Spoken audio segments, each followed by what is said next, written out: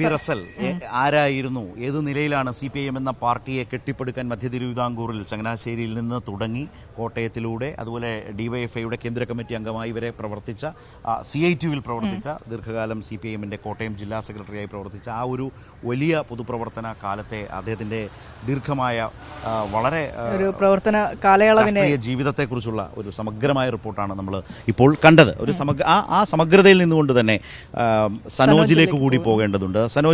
സനോജിനെയൊക്കെ സംബന്ധിച്ച് വലിയ വേദനാജനകമായ ഒരു സാഹചര്യമാണ്. സനോജിൻ്റെ ഇന്നലത്തെ ഫേസ്ബുക്ക് പോസ്റ്റൊക്കെ കുറിപ്പ് കണ്ടിരുന്നു.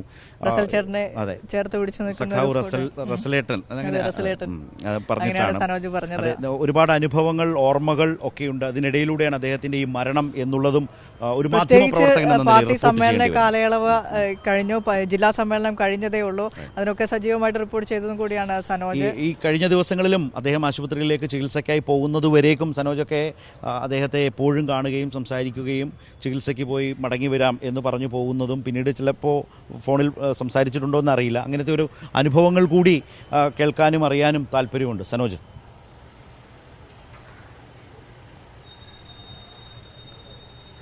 തീർച്ചയായിട്ടും ഞാനിപ്പോൾ നിൽക്കുന്നത് പാർട്ടിയുടെ ജില്ലാ കമ്മിറ്റി ഓഫീസ് ആസ്ഥാനത്തിന് മുന്നിലാണ്. ഇവിടെ 9 മണിക്ക് കൊച്ചിയിലെത്തുന്ന മൃതദേഹം ആദ്യം എത്തിക്കുന്നത് ഇവിടെയാണ്.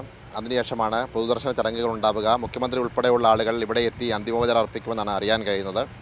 ശരത്തും വിനിഷയും സൂചിപ്പിച്ചതുപോലെ തന്നെ ദീർഘകാലമായി അദ്ദേഹവുമായി ഒരു ആത്മബന്ധമുണ്ടായിരുന്നു. ഇക്കഴിഞ്ഞ ജൂൺ മാസം 15-ാം തീയതിയാണ് അദ്ദേഹം ചികിത്സയ്ക്കായി ചെന്നൈ അപ്പോളോയിലേക്ക് പോകുന്നതിന് മുന്നോടിയായി അവസാനമായി ഈ പാർട്ടി ഓഫീസിലെ ജില്ലാ കമ്മിറ്റി ഓഫീസ് ആസ്ഥാനത്തെത്തിയത്. പിന്നീട് രോഗവുമായി ബന്ധപ്പെട്ടുകൊണ്ട് ചികിത്സയിലായിരുന്നു, സർജറി കഴിഞ്ഞിരുന്നു. അപ്പോൾ സ്വാഭാവികമായി നമ്മൾ അദ്ദേഹത്തെ ഫോണിൽ ബന്ധപ്പെട്ടിരുന്നില്ല. പക്ഷേ ഒരു 6 ദിവസം മുൻപ് ഞാൻ അദ്ദേഹവുമായി ഫോണിൽ സംസാരിച്ചിരുന്നു. അപ്പോൾ സർജറി എല്ലാം കഴിഞ്ഞു, എല്ലാം ഭേദമായി ഈ മാസം അവസാനത്തോടുകൂടി നാട്ടിലേക്ക് വരുമെന്നുള്ള ഒരു ആത്മവിശ്വാസം. ഒപ്പം തന്നെ അധികം സംസാരിക്കുന്നില്ല, കാരണം ഡോക്ടർമാർ നിർദ്ദേശിച്ചിട്ടുണ്ട്. അതുകൊണ്ട് നമുക്ക് നാട്ടിൽ വന്നിട്ട് കാണാമെന്ന് പറഞ്ഞാണ് ഫോൺ സംഭാഷണം അവസാനിപ്പിച്ചത്. സ്വാഭാവികമായും അങ്ങനെയുള്ള ഒരു ആത്മബന്ധമുണ്ടായിരുന്ന ഒരു പ്രിയപ്പെട്ട നേതാവ് പെട്ടെന്ന് ഇല്ലാതാവുന്നുവെന്ന വാർത്ത കേട്ടപ്പോൾ ആദ്യഘട്ടത്തിൽ നമുക്കത് ഉൾക്കൊള്ളാൻ വളരെയധികം മാനസിക പ്രയാസമുണ്ടായിരുന്നു. കാരണം ഈ കൈരളിയെ എല്ലാ കാലഘട്ടത്തിലും അദ്ദേഹം ചേർത്ത് പിടിച്ചിരുന്നു. പാർട്ടിയുടെ ജില്ലാ സമ്മേളനവുമായി ബന്ധപ്പെട്ടുകൊണ്ട് ജില്ലാ സമ്മേളനങ്ങൾ പൂർത്തിയായി.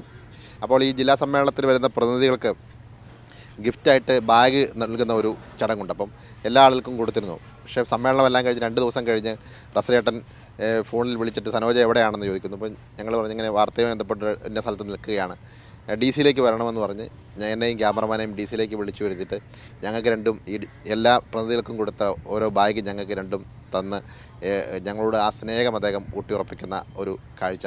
അങ്ങനെ വലിയ തോതിലുള്ളൊരു ആത്മബന്ധം സഖാവ് റസലേട്ടനുമായിട്ട് ഉണ്ടായിരുന്നു. പെട്ടെന്ന് ആ മനുഷ്യൻ ഇല്ലാതായി എന്ന് പറഞ്ഞപ്പോൾ ആദ്യഘട്ടത്തിൽ അത് ഉൾക്കൊള്ളാൻ കഴിയുന്നതിനപ്പുറമായിരുന്നു ആ വേദന. എന്തായാലും അവസാനമായി വീണ്ടും റസലേട്ടൻ ഈ ജില്ലാ കമ്മിറ്റി ഓഫീസ് ആസ്ഥാനത്തേക്ക് എത്തുകയാണ്. നിശ്ചലനായി അദ്ദേഹത്തിന് അന്തിമോപചാരം അർപ്പിക്കാൻ വേണ്ടിയുള്ള ക്രമീകരണങ്ങൾ പാർട്ടി ഓഫീസ് ആസ്ഥാനത്ത് ഒരുക്കിക്കൊണ്ടിരിക്കുകയാണ്. മുഖ്യമന്ത്രി ഉൾപ്പെടെയുള്ള ആളുകളെത്തും. ഇപ്പോൾ ഇവിടുത്തെ പ്രാദേശിക നേതാക്കന്മാർ ഉൾപ്പെടെയുള്ള ആളുകൾ നെടുമ്പാശ്ശേരിയിലേക്ക് പോയിട്ടുണ്ട്. നെടുമ്പാശ്ശേരിയിൽ നിന്നും വിലാപയാത്രയായിട്ടാണ് മൃതദേഹം ഇവിടേക്ക് എത്തിക്കുക.